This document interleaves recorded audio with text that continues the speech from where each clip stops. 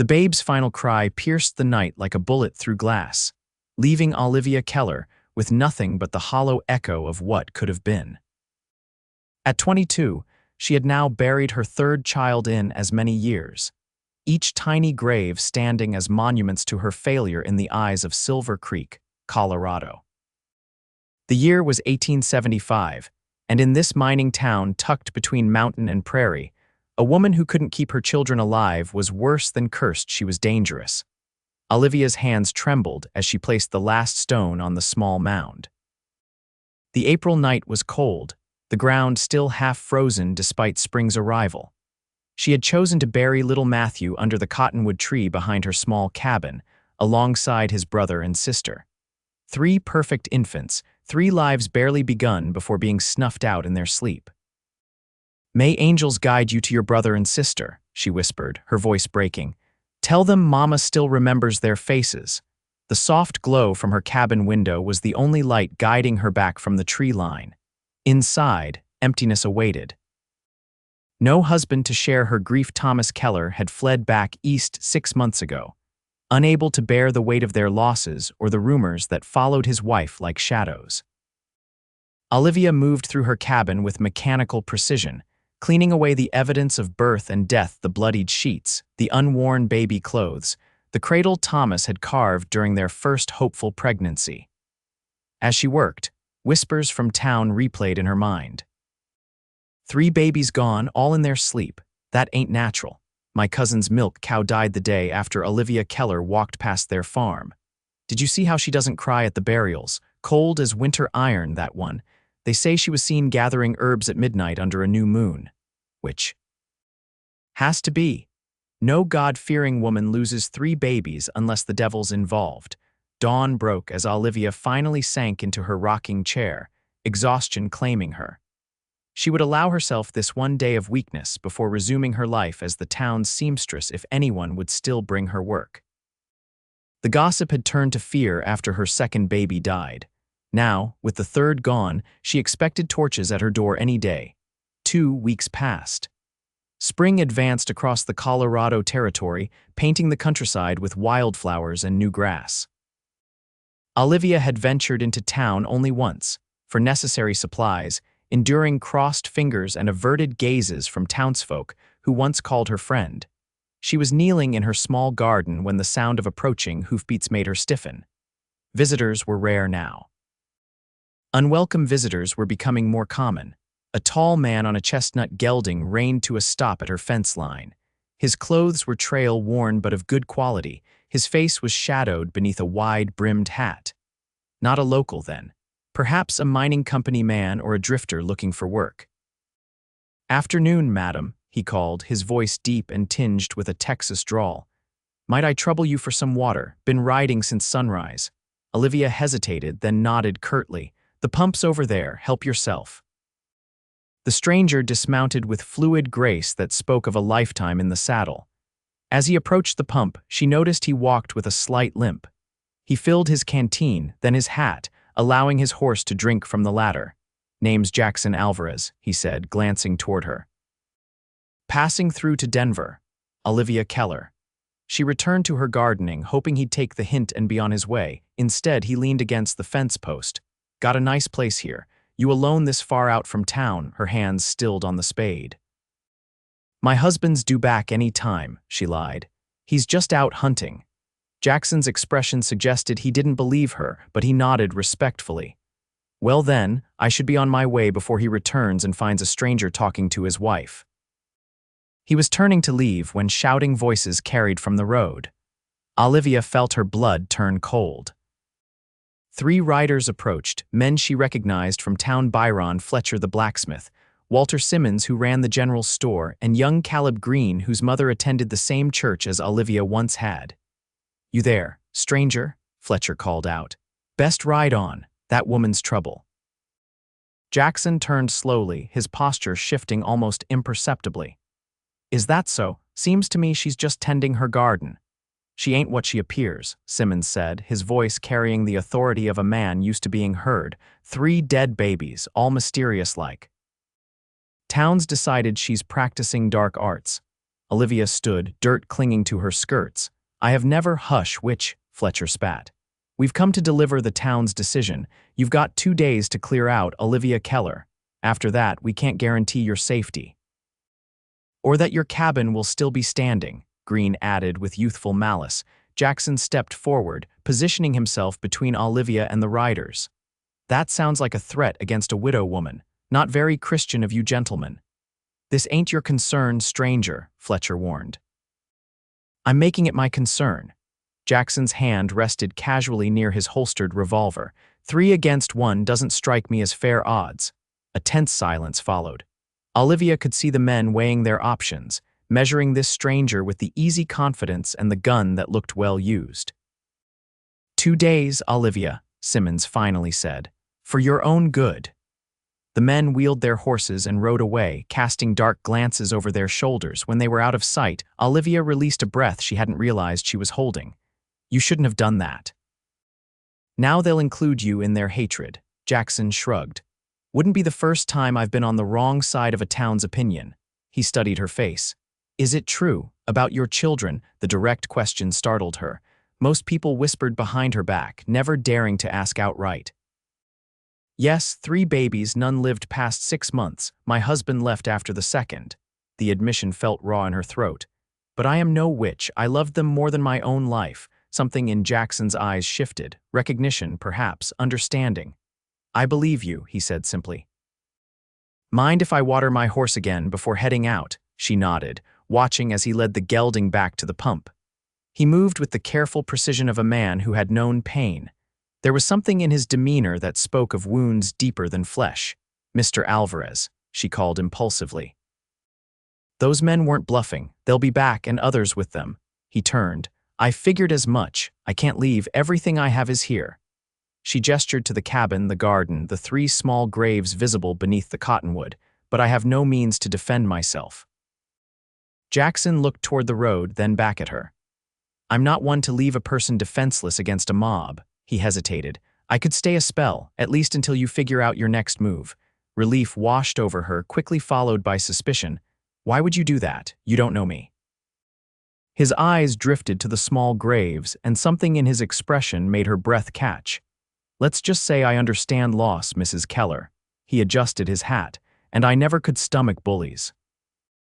Jackson insisted on sleeping in the small lean to where Olivia kept her garden tools and firewood. She offered him the cabin while she took the lean to herself, but he refused with such gentlemanly firmness that she didn't press the issue. That first night, she lay awake listening to the unfamiliar sounds of another person moving about her property, wondering if she'd made a terrible mistake trusting a stranger. But by morning, when she found him already up and repairing her broken fence without being asked, something eased in her chest. There was a steadiness to Jackson Alvarez that Olivia had forgotten could exist in a man. Over a simple breakfast of cornbread and coffee, she found herself studying him openly. He was older than she'd first thought, perhaps 35, with lines etched around his eyes that spoke of years under harsh sun. His dark hair was cut short but neat, and though his face was weathered, there was a handsome strength to his features.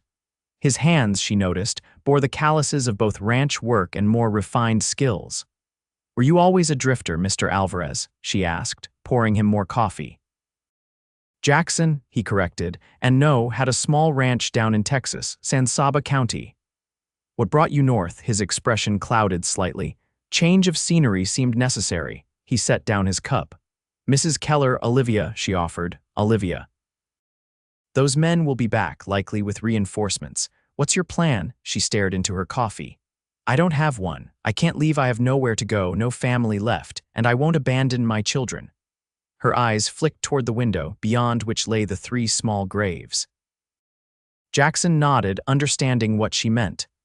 Then we fortify, make it clear you're not leaving, but also not looking for trouble. He hesitated.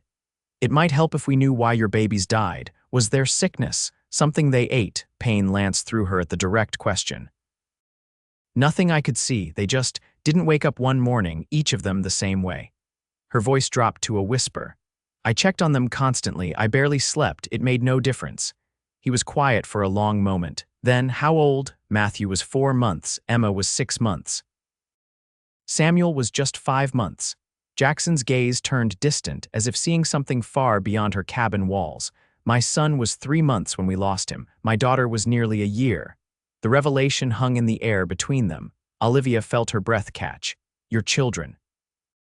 He nodded once, the motion tight with controlled emotion. I understand what it is to check every breath while they sleep, to do everything right and still lose them.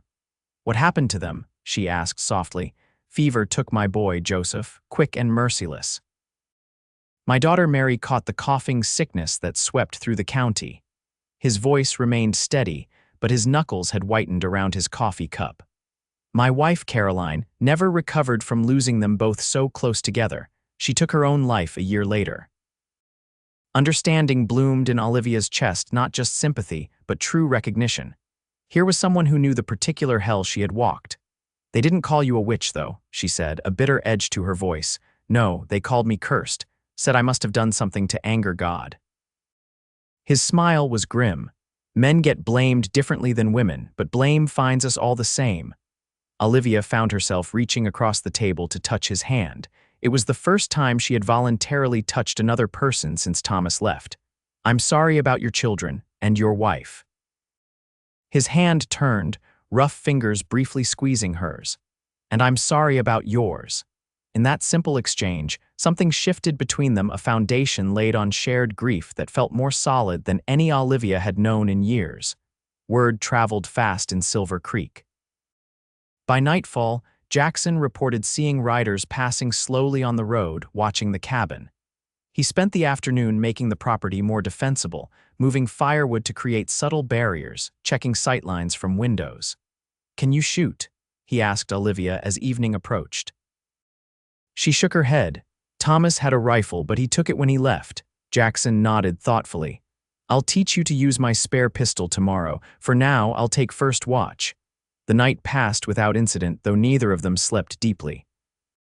The next morning brought unwelcome visitors Reverend Holloway from the town church, accompanied by Mayor Wilson and Sheriff Davis. Jackson met them at the property line, standing casually with his thumbs hooked in his belt, but Olivia could see the alertness in his posture. We've come to speak with Mrs. Keller, the Reverend announced, eyeing Jackson with suspicion. You can speak from right there, Jackson replied evenly. Mrs. Keller isn't receiving visitors who arrive with threats. Sheriff Davis, a man who had once tipped his hat respectfully to Olivia on the streets of Silver Creek, now regarded her cabin as if it housed a dangerous animal. We're here officially, stranger. Town council has voted. Mrs. Keller needs to move on. Olivia stepped out of the cabin, straightening her spine. On what grounds, Sheriff? I've broken no laws. Mayor Wilson cleared his throat. It's a matter of public safety, Olivia. People are afraid. 3 dead infants isn't natural, and now you've got some gunslinger protecting you. Doesn't look innocent. My name is Jackson Alvarez, Jackson said calmly. I'm a friend helping a widow being harassed by her neighbors. Nothing unnatural about that. Reverend Holloway fixed his gaze on Olivia. Child, if you would just confess your sins, seek the Lord's forgiveness. I have nothing to confess, Olivia cut in, her voice stronger than she felt.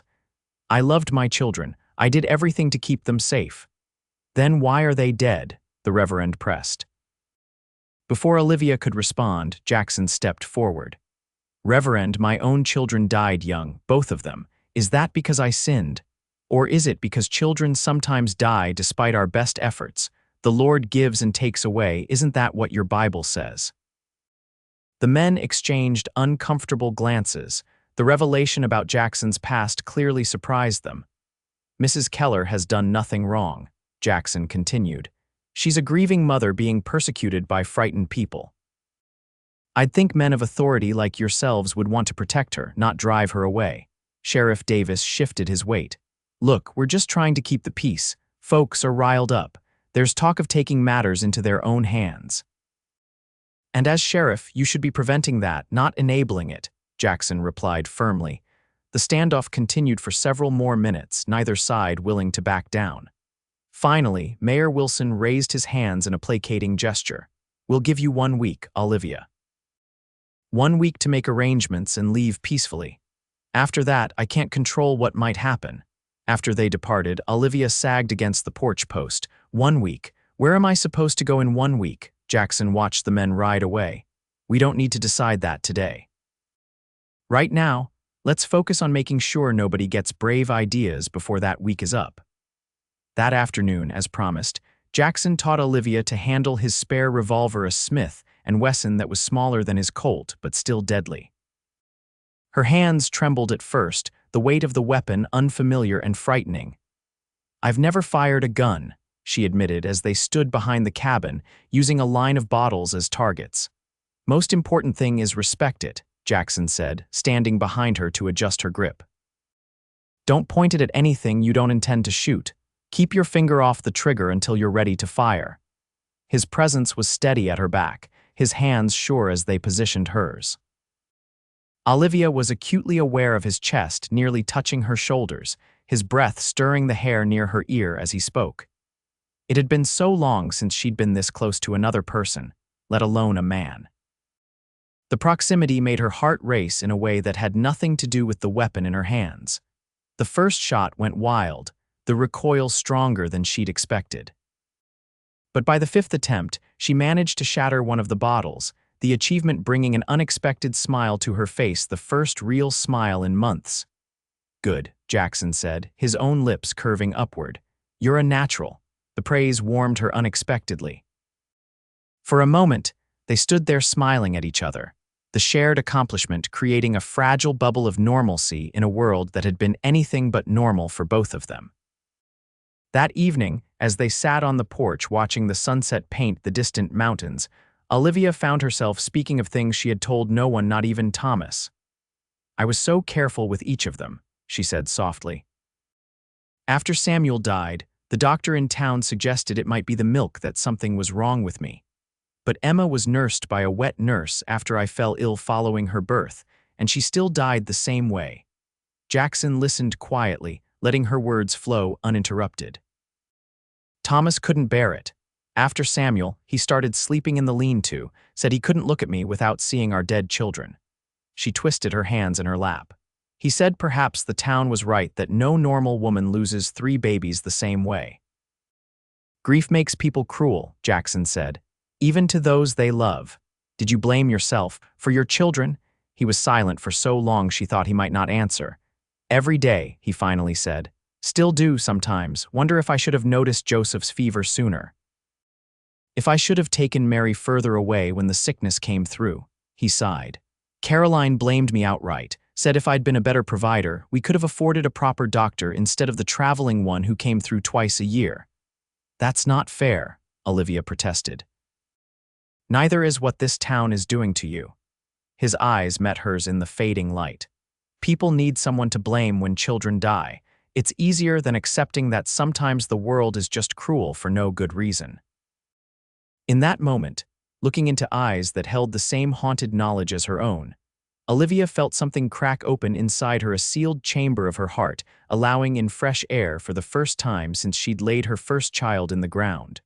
The week passed with increasing tension.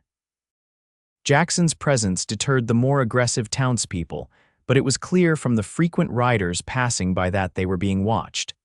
Twice, shots were fired in the night, not close enough to hit the cabin, but near enough to send a message. Each day, Olivia and Jackson fell into a routine that felt surprisingly comfortable. He repaired things around her property that had fallen into disrepair after Thomas left. She cooked meals that were more elaborate than what either of them had been eating alone. In the evenings, they talked sometimes about their lost children, sometimes about their lives before grief had reshaped them. Olivia learned that Jackson had been a rancher of modest success before losing his family. Afterward, he'd sold his land and drifted, taking work as a trail guide, occasionally as hired security for mining operations or cattle drives. He played the harmonica with surprising skill and had a dry wit that sometimes startled a laugh from her, a sound so foreign to her ears now that it almost frightened her. Jackson discovered that Olivia had been the daughter of a schoolteacher before marrying Thomas at 18. She read voraciously, could recite poetry from memory, and had a talent for sewing that went beyond mere necessity into artistry. Her wedding quilt, which she showed him with hesitant pride, featured intricate patterns that told the story of her courtship with Thomas. "You should sell these," Jackson said, running his fingers over the detailed stitching. "In a bigger town, fancy ladies would pay good money for work like this." The idea planted a seed in Olivia's mind, one that began to grow as the deadline approached. On the 6th day, as they sat at breakfast, Olivia set down her fork with determination. "I've been thinking about what happens when the week is up." Jackson looked up attentively. "And I can't stay here. Even with your help, they'll wear us down eventually." She took a deep breath. "But I won't leave my children. I won't abandon them in unmarked graves that will be forgotten." Understanding dawned in Jackson's eyes. "You want to take them with you?" She nodded, relief flooding her that he hadn't immediately dismissed the idea as mad. "Is that possible?" Jackson considered it. "It's not common, but it's been done. We'd need to do it carefully, respectfully." He hesitated. "Where would you go afterward? Denver, perhaps, or further west to San Francisco, somewhere I can use my sewing skills to support myself." "Somewhere no one knows me as the Witch of Silver Creek." She looked at him uncertainly. "Would you help me do this?" The question hung between them, loaded with meaning beyond the immediate task. They both knew she was asking for more than just assistance with moving 3 small graves. Jackson's eyes held her steadily. "Yes," he said simply. "I'll help you." That night, under cover of darkness, they began the somber work. Jackson dug carefully while Olivia held a lantern, its light shielded to avoid drawing attention. Each tiny coffin Thomas had built was still intact, the wood preserved by the dry Colorado soil. They worked in silence, the only sounds their breathing and the scrape of the shovel against earth. When the first coffin was unearthed, Samuel's, the most recent, Olivia whispered a prayer as Jackson gently lifted it from the ground. "We'll wrap them in oilcloth," he said softly. "Keep them protected for the journey." By midnight, all 3 coffins lay side by side in her cabin. Olivia had prepared special containers, small trunks lined with her finest quilting, each labeled with a child's name. As they carefully transferred each coffin, Jackson noticed her hands were steady, her movements certain despite the tears tracking silently down her face. "You're the strongest woman I've ever known," he said as they finished with the last one, Emma, her firstborn. Olivia looked up in surprise. "I don't feel strong. Most days I feel like I'm barely holding together." "That's what real strength is," he replied. "Continuing on when everything in you wants to break." In the intimate darkness of the cabin, surrounded by the carefully packed remains of her children, something shifted between them. Olivia found herself stepping closer to Jackson, drawn by the warmth and solidity of him. "Thank you," she whispered, "for understanding, for not thinking I'm mad or unnatural for wanting to keep them with me." His hand rose to gently brush a tear from her cheek. "There's nothing unnatural about a mother's love, Olivia." The touch of his calloused thumb against her skin sent warmth spiraling through her. Without conscious thought, she leaned into his hand, seeking more of that human connection she had been denied for so long. Jackson's breath caught audibly.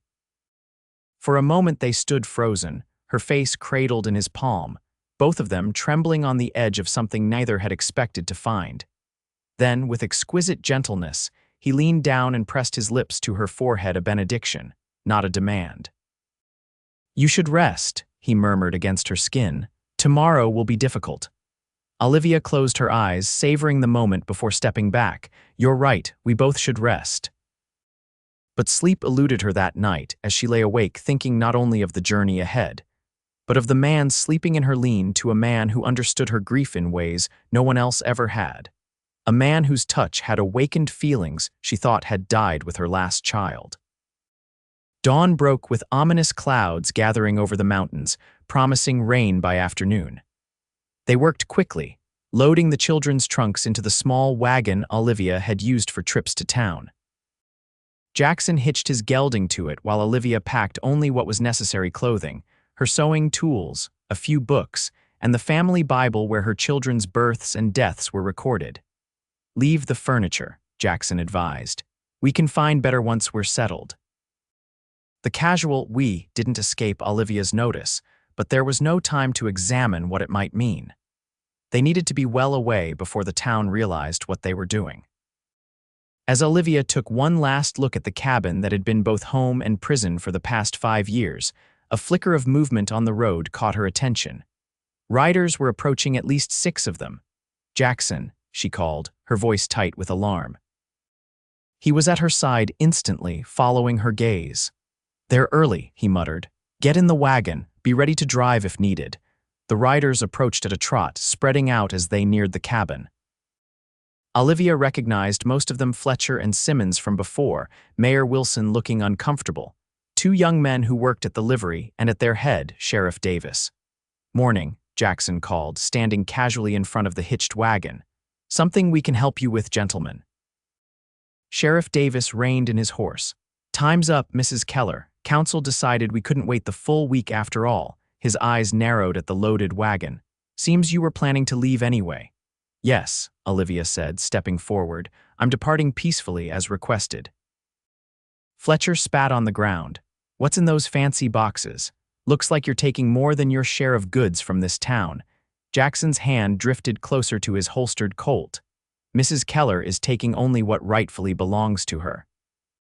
"We'll be the judge of that," Simmons said, dismounting. "Open those trunks." "No," Olivia stated firmly. "They contain personal items, nothing that concerns you." The tension thickened as the other men dismounted, spreading out in a loose semicircle. "Step aside, Alvarez," Sheriff Davis ordered. "This doesn't have to get messy." "I disagree," Jackson replied evenly. "You're threatening a widow who's done nothing wrong. That's already messy in my book." One of the younger men, Olivia thought his name was Parrish, moved suddenly toward the wagon. "Let's just see what the witch is hiding." Jackson's draw was lightning fast, his Colt appearing in his hand as if by magic. "That's far enough." Everything happened at once. Parrish froze. Sheriff Davis reached for his own gun. Fletcher lunged toward Jackson. Simmons made a grab for the nearest trunk in the wagon. The first shot came from Davis, going wide as his draw was hurried. Jackson fired back, his bullet striking the sheriff's shoulder rather than center mass, a deliberate choice that Olivia registered even in her panic. "Get down." Jackson shouted to her as he fired again, this time at Fletcher, who had pulled a knife from his boot. Olivia didn't obey. Instead, she grabbed the pistol Jackson had taught her to use from beneath the wagon seat and fired at Simmons, who was trying to pry open Emma's trunk. The shot missed, but it startled him enough that he stumbled back. "Those are my children," she screamed, a fury she didn't know she possessed surging through her. "You will not touch my children." Her words brought a moment of stunned silence, even the wounded sheriff pausing in shock. "Your children?" Mayor Wilson asked, confusion evident on his face. "My babies," Olivia said, tears streaming now but her gun hand steady. "The ones you all claim I killed. I'm taking them with me because I won't leave them to be forgotten or desecrated." Fletcher, clutching his bleeding arm where Jackson's bullet had grazed him, stared at the trunks with dawning horror. "You dug up your dead young uns. That's unholy." "No more unholy than a town turning against a grieving mother," Jackson countered, his gun still trained on the men before them. "Now back away, all of you. We're leaving and those children are coming with us." Sheriff Davis, his face pale from his wound, shook his head. "Can't let you do that, Alvarez. You shot an officer of the law. After you drew on me first," Jackson pointed out, "with witnesses." Mayor Wilson, who had remained mounted and apart from the confrontation, finally spoke up. "Everyone stand down. This has gone far enough." "She's a witch," Simmons protested. "And he's in league with her. She's a mother," came a new voice. All heads turned to see Dr. Harrison riding up, his medical bag bouncing against his saddle. "A mother who lost her children to a tragedy I should have recognized sooner." He dismounted, moving to stand between the two opposing groups. "I received a medical journal from back east last month.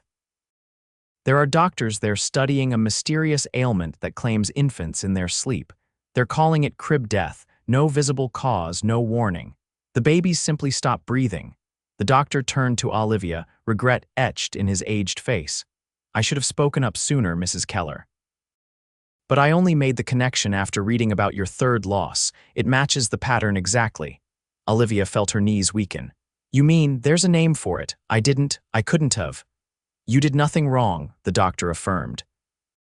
And neither did your husband, though I understand why he fled. Fear makes cowards of many men. Jackson moved to Olivia's side, supporting her with a hand at her elbow. You hear that, gentlemen? The woman you've been persecuting is guilty of nothing but loving her children and mourning their loss. A heavy silence fell over the group. Sheriff Davis clutched his bleeding shoulder, the fight visibly draining from him. The younger men shuffled uncomfortably, avoiding Olivia's gaze. I still say it ain't right, digging up graves, Fletcher muttered, but there was less conviction in his voice. Where are you taking them? Dr. Harrison asked gently. Denver, Jackson answered when Olivia couldn't. Fresh start for both of us. The doctor nodded thoughtfully. I have colleagues there who could help arrange a proper reburial, in consecrated ground if you wish. Fresh tears spilled down Olivia's cheeks, tears not of grief or fear, but of profound relief. The validation from a respected figure like Dr. Harrison was lifting a weight she had carried for years. Sheriff, you need that wound tended, the doctor continued pragmatically. The rest of you go home. There's been enough misunderstanding and pain here already. Mayor Wilson, looking thoroughly uncomfortable with the entire situation, nodded in agreement. Davis, go with the doc. Everyone else disperse. This matter is closed. He turned to Olivia with awkward formality. Mrs. Keller, on behalf of Silver Creek, I'm sorry for your troubles. It wasn't much of an apology, but Olivia recognized it was likely the best she would receive. She nodded once in acknowledgement. As the men slowly began to withdraw, some still grumbling but none willing to defy both the mayor and the doctor, Jackson kept his gun ready until the last of them had mounted up. We should go, he said softly to Olivia once they were alone. That peace won't hold if they start drinking and riling each other up again. She nodded, suddenly exhausted from the confrontation. Denver then, Jackson helped her onto the wagon seat, his hand lingering on hers. Denver first. After that, wherever you want to go. There was a question in his eyes, an unspoken offering she wasn't quite ready to answer. Together, she asked, the word barely audible, his expression softened. If you'll have me. The rain that had threatened all morning began to fall as they drove away from Silver Creek, leaving behind a cabin full of ghosts and painful memories. Beside her, Jackson rode tall in the saddle, leading them toward a future neither had imagined possible just days before.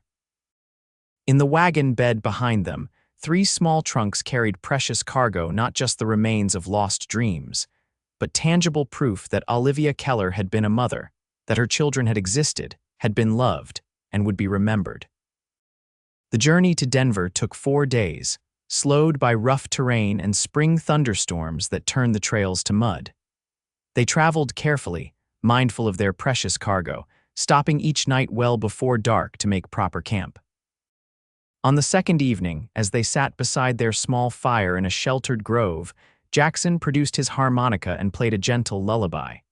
The sweet notes drifted through the trees, a musical prayer for the 3 small souls traveling with them. That's beautiful, Olivia said when he finished. Did you play that for your children? Jackson nodded, turning the instrument in his hands. Every night, Joseph would settle right down when he heard it. Mary would fight sleep longer, wanting to hear just one more song, Papa. His smile was bittersweet in the firelight. Tell me about them, Olivia requested softly. What were they like? And so he did, painting pictures with words of Joseph's serious expressions and Mary's infectious giggle. How Joseph had his mother's dark eyes, how Mary would pucker her mouth when concentrating, exactly like Jackson did. As he spoke, the children became real to Olivia in a way that transcended the tragedy of their deaths. When he fell silent, she reciprocated, sharing memories of Samuel's strong grip on her finger, Emma's perfect rosebud mouth, Matthew's tendency to sleep with both arms flung above his head. For the first time, she found she could speak of her children with love that wasn't completely overshadowed by grief. I used to be afraid I would forget them, she admitted. That one day I wouldn't be able to remember exactly how they looked or smelled. You won't forget, Jackson assured her. The details might soften around the edges, but the essence of them stays with you. He was sitting close enough that she could feel the warmth of him against the night's chill. Without thinking, Olivia leaned into that warmth, resting her head against his shoulder. Jackson went very still for a moment, then carefully put his arm around her. They sat that way for a long time, watching the fire burn down to embers, finding comfort in shared warmth and the understanding that could only come from someone who had walked the same dark path. "What happens when we reach Denver?" Olivia asked eventually, her voice hushed in the night. Jackson's arm tightened slightly around her shoulders. "First, we find a proper resting place for the children, as the doctor suggested. Then," he hesitated, "then whatever you want, Olivia. I have some savings, enough to help you get established with your sewing business if that's still your plan." She lifted her head to look at him. "And you, what will you do?" In the dying firelight, his expression was difficult to read. "That depends on whether you want me to stay." The directness of his statement made her breath catch. This wasn't just about practical arrangements anymore. This was about something neither of them had expected to find. "I don't want to be a burden to you," she said carefully. "You've already done more than I had any right to ask." Jackson shook his head. "You're not understanding me." He took a deep breath. "Olivia, I know it's too soon. We've known each other barely a week, but in that time I've felt more alive than I have in years." "Because of the shooting?" she asked, though she knew that wasn't what he meant. A smile tugged at his lips. "No, because of you, because you understand loss the way I do, but you're still standing, still fighting, still capable of kindness." His hand found hers in the darkness. "I'm not asking for promises. I'm just saying I'd like the chance to see where this road leads us." Olivia looked down at their joined hands. A week ago, she had been alone, persecuted, with no future she could imagine. Now she was traveling toward a new life with a man who had defended her, believed in her, and somehow saw strength in her when she felt her weakest. "I'd like that too," she whispered, and felt his hand tighten around hers. They slept that night as they had the previous nights, Jackson on the ground near the fire, Olivia in the wagon, but something had changed. A possibility had been acknowledged, a door opened that neither had thought would ever be available to them again. Denver in 1875 was a growing city of nearly 20,000 souls, its streets bustling with commerce and opportunity. After the isolation of Silver Creek, Olivia found the activity overwhelming at first. But Jackson navigated the city with confidence, securing them rooms at a respectable boarding house run by a widow named Mrs. Thornton. True to his word, Dr. Harrison had sent a letter ahead to a colleague, Dr. Frederick Larson, who helped arrange for a proper burial in the city's newest cemetery. The day after their arrival, a small private ceremony was held with only Olivia, Jackson, Dr. Larson, and a kindly minister in attendance. 3 tiny coffins were laid to rest side by side beneath a single headstone that read simply, "Emma, Samuel, and Matthew Keller, beloved children, angels sleep."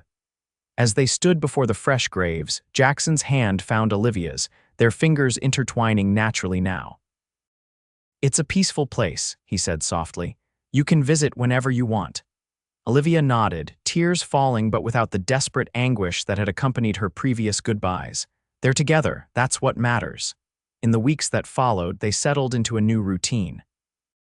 Jackson found work as a security agent for one of the railroad companies, his experience with a gun and his calm demeanor making him valuable.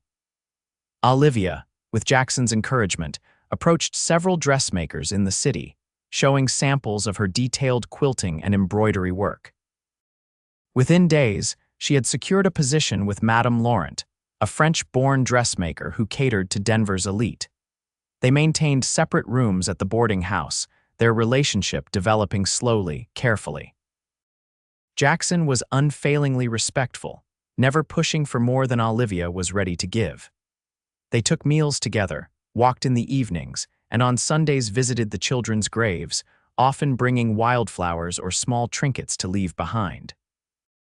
Almost 2 months after arriving in Denver, as summer bloomed across the Colorado Territory, Jackson invited Olivia to a proper dinner at one of the city's finer restaurants. "What's the occasion?" she asked as they were seated at a table covered with crisp white linen. Jackson looked uncharacteristically nervous, straightening his string tie repeatedly. "Does there need to be an occasion to dine with a beautiful woman?" The compliment brought color to Olivia's cheeks. She was wearing a new dress of her own making, deep blue with intricate embroidery at the collar and cuffs. Her hair, once kept severely bound during her time in Silver Creek, now fell in soft waves around her shoulders. "I suppose not," she replied with a small smile. "Though you seem a bit anxious for an ordinary dinner," he chuckled, "never could hide much from you." After they had ordered and been served their first course, he reached into his pocket. "I have something for you, not exactly a gift, but, well, you'll see." He placed a folded document on the table between them. Olivia opened it curiously, then looked up in surprise. "A deed," Jackson nodded, "to a small house on the west side of the city. 2 bedrooms, a proper kitchen, a yard with space for a garden, and—" He hesitated, "a workshop where you could do your sewing with better light than that back room at Madame Lawrence." Olivia stared at the deed, noting that it was in her name alone. "Jackson, I can't accept this, it's too much." "It's not a gift," he clarified. "It's an investment. In your future, in what you can build here." He took a deep breath.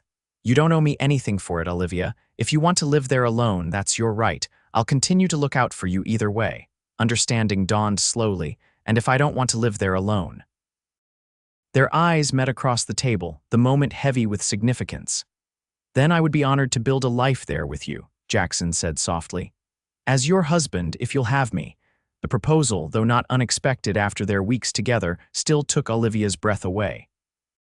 "Are you certain?" I'm not fully healed, Jackson. I don't know if I ever will be." "Neither am I," he acknowledged. "We both carry scars, Olivia, but these past weeks have shown me that 2 broken people can still make something whole together." He reached for her hand. "I love you. Not in spite of what you've endured, but partly because of it, because it shaped you into the woman sitting before me now." Tears blurred Olivia's vision, but they were different from any she had shed before, lighter somehow, carrying hope instead of despair.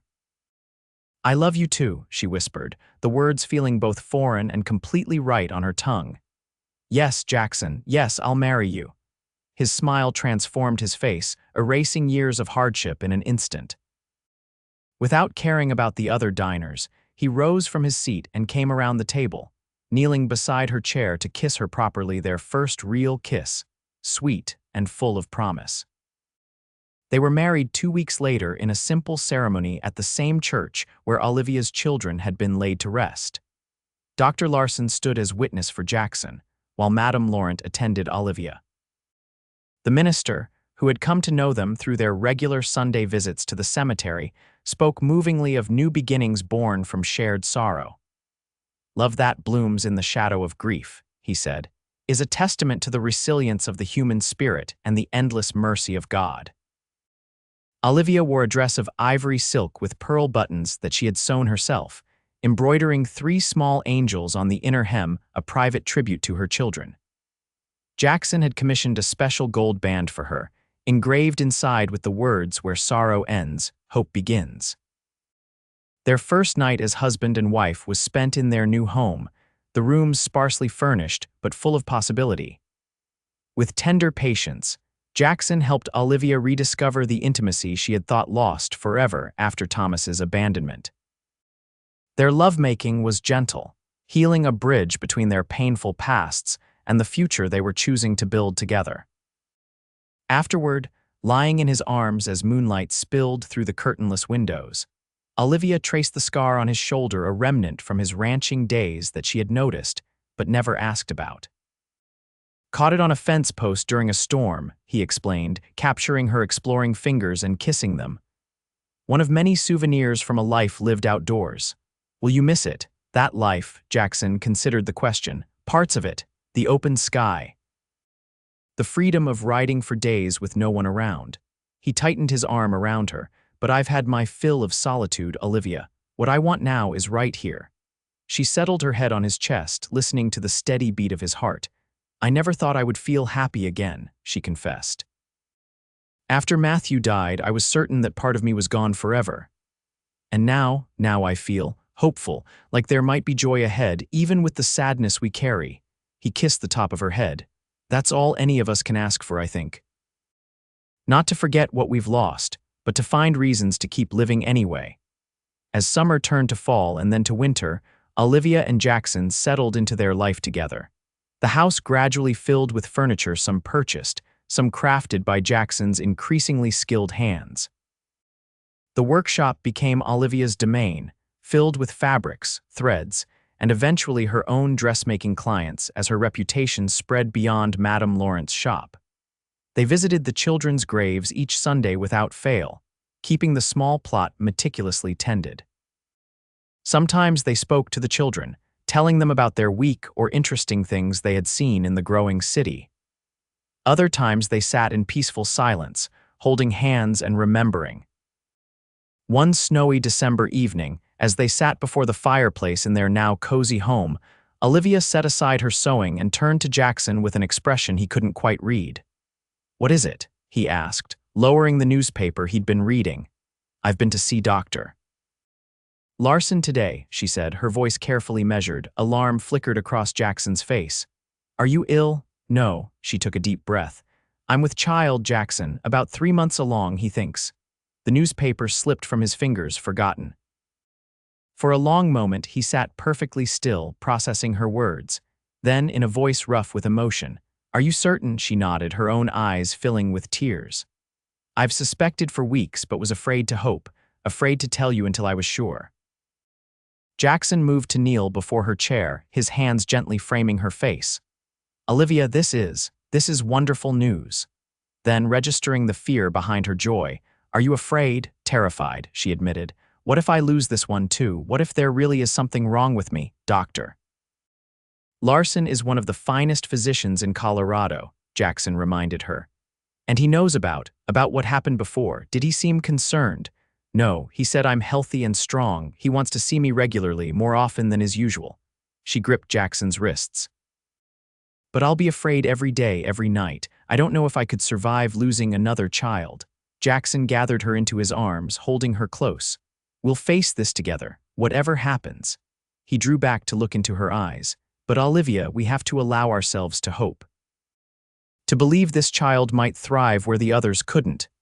"How?" she whispered. "How do I dare to hope again?" "The same way you dared to love again," he answered, one hand drifting to rest gently over her still flat stomach. "One day at a time." The pregnancy progressed without complications, though Olivia's fear never fully abated. Dr. Larson came to their home for monthly examinations, and Jackson insisted on the best nutrition and rest for his wife, often taking over household tasks to ensure she didn't strain herself. As her body changed, Olivia alternated between wonder and terror. Each kick, each movement of the growing child within her was both miracle and reminder of what she had lost before. At night, Jackson would hold her as she wept from the sheer, overwhelming nature of her emotions. "I want this baby so much," she confessed one night as they lay in bed, his hand cradling her 7-month swell. "But I'm so afraid of loving it completely." "I know," he murmured against her hair. "I'm afraid too." The admission surprised her. Jackson had been so steadfast, so positive throughout the pregnancy that she hadn't fully registered his own fear. "You are, of course I am." His voice was low in the darkness. "I dream about Joseph and Mary sometimes, about holding them again. And then I wake up thinking about this little one, and I'm terrified of going through that loss again." His hand moved in gentle circles over her belly. "But I've decided something, Olivia." "What's that?" "That fear can't be allowed to steal whatever time we're given with this child, whether it's a lifetime or just moments. We have to love completely, even knowing it might break us again." His words settled deep in Olivia's heart, a truth she had been avoiding. "You're right," she whispered. "Complete love is the only gift we can truly give our children, no matter how long we have them." 2 months later, as a spring dawn broke over Denver, Olivia gave birth to a healthy daughter after a difficult but uncomplicated labor. Dr. Larson placed the squalling infant on her mother's chest, his own eyes suspiciously bright as he announced, "A perfect little girl, Mrs. Alvarez." Jackson, who had refused to leave Olivia's side throughout the ordeal, stared at his daughter with wonder. "She's beautiful," he breathed. "Just like her mother." They named her Margaret Hope Alvarez, Margaret after Jackson's mother, hope for what she had restored to them. She had Olivia's delicate features and Jackson's dark hair, and a pair of lungs that announced her presence to the world with impressive vigor. For the first 3 months of Margaret's life, Olivia barely slept. She checked the baby constantly, her hand hovering over the tiny chest to feel the rise and fall of breath. Jackson took turns with her, sometimes sitting up all night in the rocking chair beside the cradle, watching their daughter sleep. When Margaret reached 4 months the age at which Samuel had died, Olivia became almost frantic with worry. Doctor. Larson visited more frequently, assuring her that the baby was thriving, that her watchfulness was understandable, but that she needed rest herself. She's past the most dangerous time, the doctor told them both. And she's strong, Mrs. Alvarez. Look at how she holds her head up already, how alert she is. It wasn't until Margaret's first birthday, celebrated with a small party attended by the few close friends they had made in Denver, that Olivia finally began to believe their daughter might truly be theirs to keep. As the little girl smashed her hands into a small cake Jackson had brought home from the bakery, her parents exchanged a look of cautious joy. "We made it," Jackson said quietly, his arm around Olivia's waist. 1 year, she echoed, leaning into his embrace. The first of many. Later that night, after Margaret had been bathed and put to bed, they walked hand in hand to the workshop at the back of the house. Inside, Olivia had been working on a special project for months, a quilt that told their family's story in intricate stitches and carefully chosen fabrics. In one corner, she had embroidered 3 small angels with the names Emma, Samuel, and Matthew beneath them. Nearby, 2 more angels bore the names Joseph and Mary.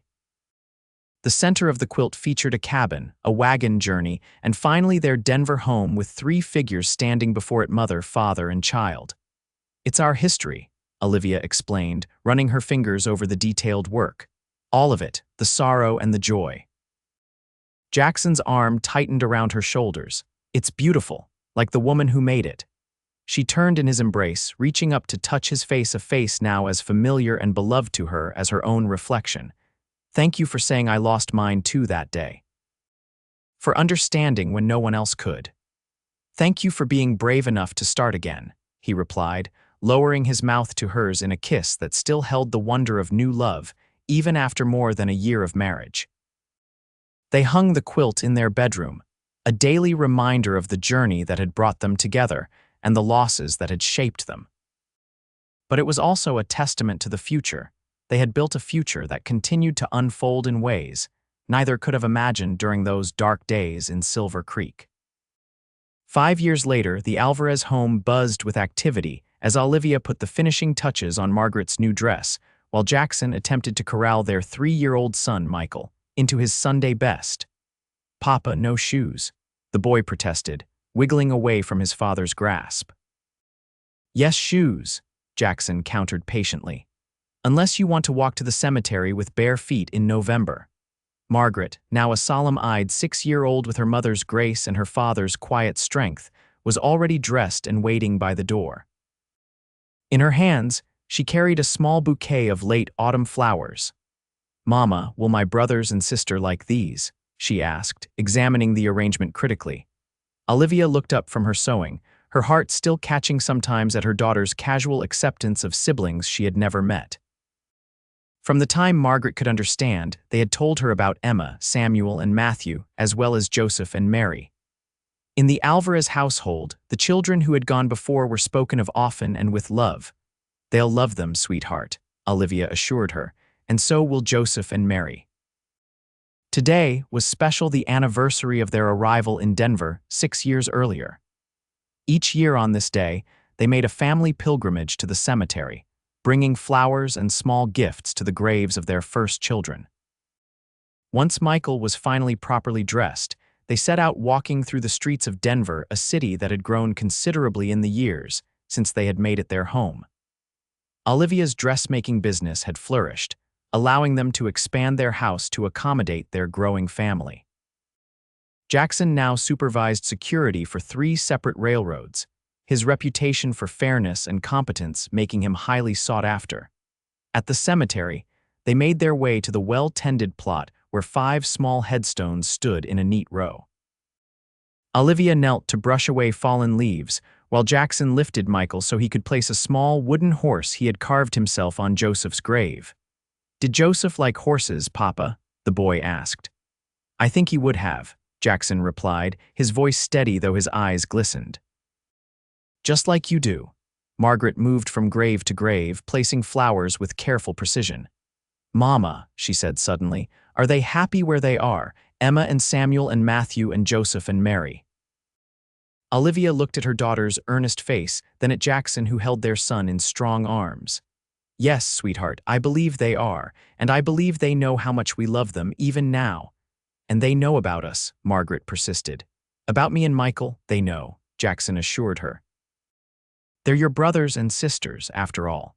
Family always knows these things." As they stood together before the graves, a sense of peace settled over Olivia that went beyond mere acceptance of loss. There would always be an ache in her heart for the children she had buried, but it no longer threatened to consume her.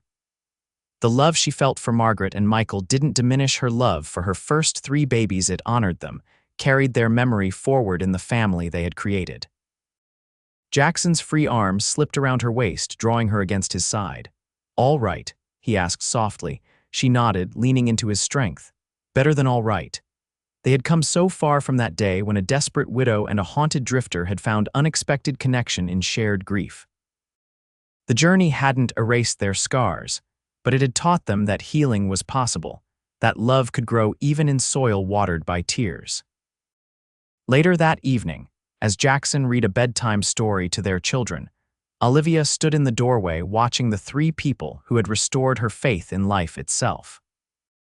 Her hand drifted absently to her stomach, where the earliest stirrings of their 3rd child had just begun to make themselves known, a secret she planned to share with Jackson once the children were asleep.